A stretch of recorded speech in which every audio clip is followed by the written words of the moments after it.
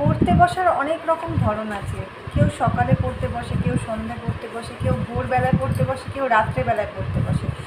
তো তোমরা স্টাইলেও অনেকে পড়তে বসে, যেমন কেউ শুয়ে, কেউ বসে, কেউ হেলান দিয়ে, কেউ ঠেস দিয়ে।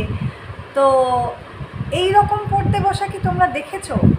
আমার মেয়ে যেভাবে পড়তে বসে দেখো তো, এরকম করে সানগ্লাস পরে কেউ পড়তে বসে নাকি? এই যে মা, মা চশমা দিয়ে কি লেখা যায়? চশমা দিয়ে লেখা যায় বাবা? চশমা দিয়ে কি কখনো লেখা যায়? ও নাকি চোখে দেখতে পাচ্ছে না, তাই জন্য সানগ্লাস পরে পড়তে বসবে।